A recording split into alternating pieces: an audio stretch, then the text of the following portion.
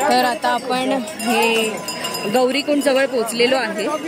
गौरीकुंड पासून इथे घोड्यांसाठी जे रस्ता जातो ना, घोड्यांनी आपण गौरीकुंड पासून जाऊ शकतो। जर तुम्ही इथे पाहू शकता घोड्यांचे रेट्स इथे एका बोर्डवरती लावलेले आहेत। हे गव्हर्नमेंट अप्रूव्ड रेट आहेत।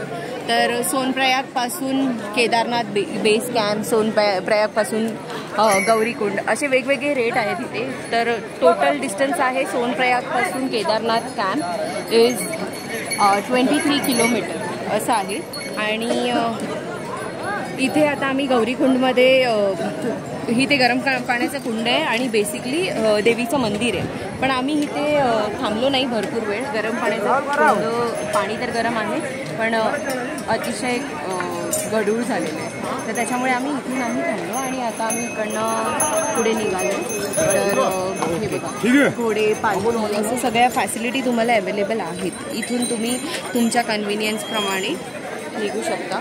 पण हां, घोड्यांसाठी गव्हर्नमेंट अप्रूव्ड रेट चेक करा आणि पालखीसाठी पण जे गव्हर्नमेंट अप्रूव्ड रेट आहे तर ते चेक करा, नाहीतर मग फसवणूक होण्याची शक्यता।